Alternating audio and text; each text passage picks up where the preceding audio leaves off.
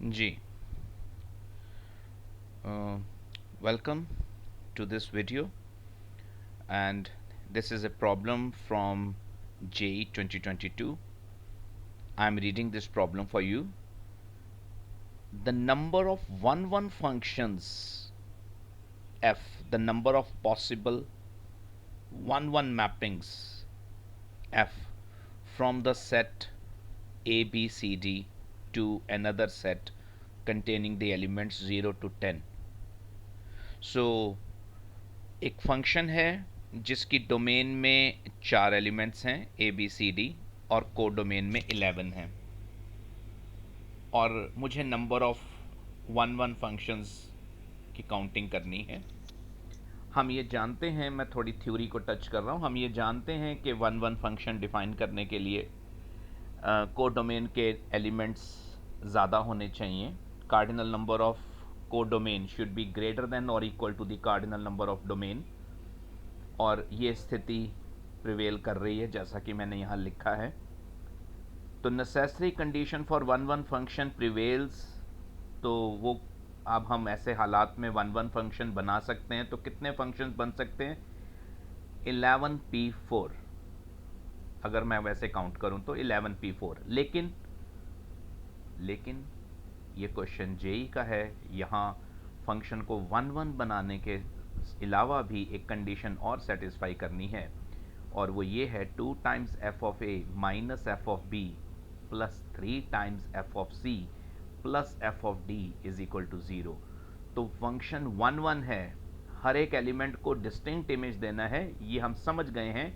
Elements अपना कोई भी इमेज रिपीट नहीं करेंगे। जो वैल्यू आपने कोड डोमेन में से एक बार यूज कर ली वो आप दोबारा यूज नहीं करेंगे, दैट्स ओके, वो हो गई इंजेक्टिविटी। मगर ये कंडीशन भी हमने साथ में सेटिस्फाई करनी है। तो इसका फिर क्या करें? तो इस कंडीशन को मैं रीराइट कर लेता हूँ। एफ ऑफ बी को मैं उधर ले जाता हूँ। That means F of B should be equal to 2 times F of A plus 3 times F of C plus F of D. तो ये कोई ऐसे कोई सेट रूल तो है नहीं हमारे पास कि हम कोई थ्योरम लगा दें, कोई फॉर्मूला लगा दें और हम मतलब नंबर ऑफ केसेस काउंट कर सकते हैं। तो यहाँ हमें एक एल्गोरिथम डेवलप करना पड़ेगा। तो कई तरीके हो सकते हैं। अब जैसे एक और मैं यहाँ एल्गोरिथम की बात करूँ कि F of B maximum value हमें पता 10 ले सकता है, क्योंकि कोड डोमेन में जो एलिमेंट्स अवेलेबल हैं वो 0 से 10 है। तो एफ ऑफ बी ज़्यादा से ज़्यादा जो वैल्यू ले सकता है वो 10 ले सकता। वैसे मिनिमम वैल्यू क्या ले सकता है एफ ऑफ बी? तो राइट हैंड साइड को मिनिमाइज करने के लिए जिसके पास सबसे बड़ा कोफिशिएंट है उसको वैल्यू 0 दे दें। तो एफ ऑफ सी को आप वैल्यू 0 दे दें, एफ ऑफ ए को 1 और एफ ऑफ डी को 2, तो भी राइट हैंड साइड की वैल्यू 4 बनती है। तो F of B minimum value 4 तो होगी, 4 से नीचे तो एफ ऑफ बी वैल्यू ले ही नहीं सकता, और maximum value F of B की 10 है। तो एफ ऑफ बी को लेकर आप केसेस बना सकते थे कि F of B can take its value in 4 to 10, यानी कि 6 वेज हैं। तो उन सबको आप 7 वेज हैं, तो उन सबको आप कंसिडर कीजिए, केसेस बनाइए बी की वैल्यूज़ को लेकर। लेकिन समहाउ मैंने अपना एक एल्गोरिथम डेवलप किया, मतलब मैंने जो वैल्यूज़ देखी वो मैंने इस तरह से देखी कि मैं एफ ऑफ सी, क्योंकि उसका कोफिशिएंट सबसे हाई है, तो अब मैं एक्सप्लेन कर रहा हूँ जो मैंने थ्योरम, जो मैंने आइडिया लगाया, जो मैंने एल्गोरिथम लगाया, जो मैंने मैकेनिज्म डेवलप किया नंबर ऑफ केसेस को काउंट करने के लिए, ताकि कोई भी केस हमारा रह ना जाए और कोई भी केस हम रिपीट में काउंट ना कर लें। तो बड़े ध्यान से करना होता है ये क्वेश्चन, यूनिक क्वेश्चन है, यूनिक सॉल्यूशन आते हैं हर बार। मैंने ध्यान दिया एफ ऑफ सी का कोफिशिएंट सबसे बड़ा है, एफ ऑफ ए का कोफिशिएंट 2 है और डी का तो 1 है, तो मैं कोफिशिएंट की बात कर रहा हूँ। तो मैंने देखा कि मैं एफ ऑफ सी को वैल्यू 4 दे नहीं पाऊँगा, वैल्यू 4 मैं नहीं दे पाऊँगा, क्योंकि 4 3 12 हो जाएगा और बी 10 से आगे जा नहीं सकता। तो मुझे जो समझ लगती है कि वो मैं ये कह सकता हूँ कि F of C at the most value 3 ले सकता। तो 3 इंटू 3 9 हो जाएगा, ए को मैं वैल्यू 0 दे दूंगा और डी को 1, तो वो 10 बन जाएगा और एफ ऑफ बी वैल्यू 10 ले सकता है। तो एफ ऑफ सी की मैक्सिमम वैल्यू 3 आती है। तो मैंने एफ ऑफ सी को ध्यान में रखते हुए केसेस बनाए और मैंने ये कहा कि एफ ऑफ सी ये 4 वैल्यूज़ ले सकता है और मैंने एक एक करके केसेस बनाने शुरू किए। सबसे पहले मैंने लिया कि एफ ऑफ सी ने वैल्यू ली 3। अगर एफ ऑफ सी ने वैल्यू 3 ली है तो बाय डिफ़ॉल्ट एफ ऑफ ए को, मतलब मैंडेटरी है, एफ ऑफ ए के वैल्यू 0 ही लेनी पड़ेगी, क्योंकि अगर एफ ऑफ ए ने वैल्यू 1 ली तो 9 और 2 11 हो जाएगा और वो एफ ऑफ बी की रेंज से बाहर चला जाएगा। तो एफ ऑफ ए को वैल्यू मुझे 0 देनी पड़ेगी।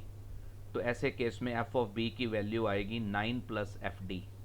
यहाँ देखिए, तो अब एफ ऑफ डी को हम एक ही वैल्यू देंगे और एफ ऑफ बी 10 बन जाएगा। तो एक ही केस बनेगा, इसे अंडरलाइन कर लें।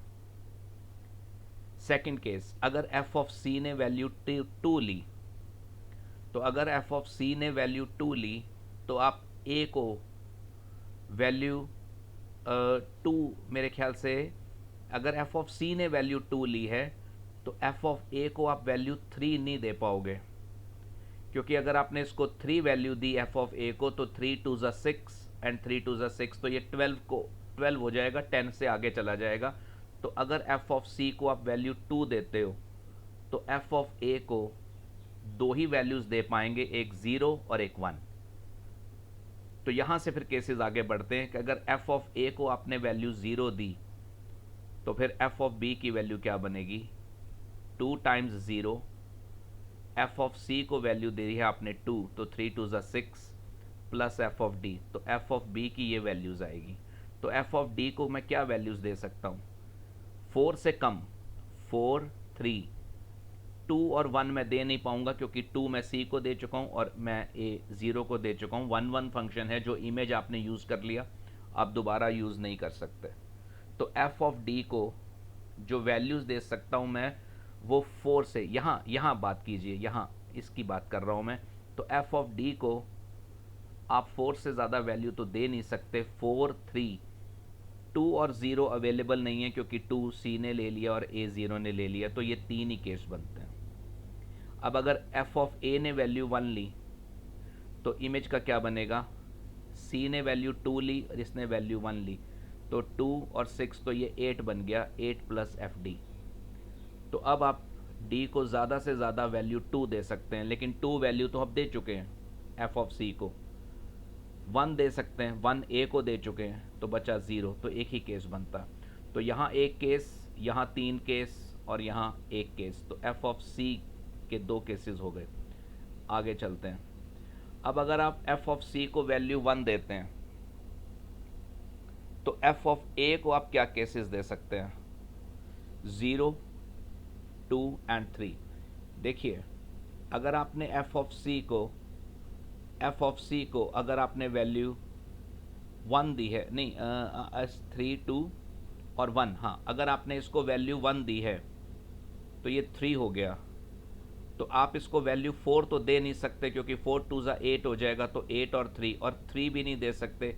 अगर 3 तो आपने वैल्यू सी को दे दी है, नहीं, सी को आपने वैल्यू 1 दी है, तो आप एफ ऑफ ए को ज़्यादा से ज़्यादा वैल्यू 3 तक दे सकते हैं। तो वही बात मैंने यहाँ की है, मैक्सिमम वैल्यू 3 है।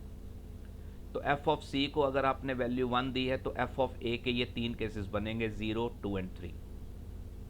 तो ए के कॉरस्पॉन्डिंग फिर डी कौन कितनी वैल्यूज़ ले सकता है, अगर ए वैल्यू 2 लेगा तो फिर डी कितनी वैल्यूज़ ले सकता है, ताकि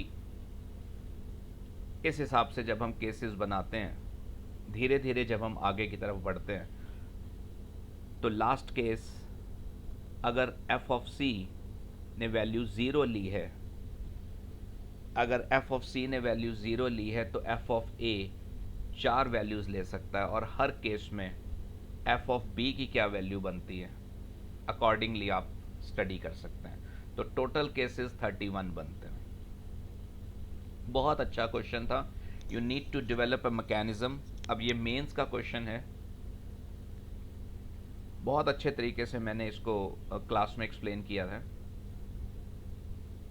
और वही वीडियो मैं आपके साथ यहाँ शेयर कर रहा हूँ। जी, thank you so much, thank you. Keep listening for more such videos आप देखते रहें। Thank you so much.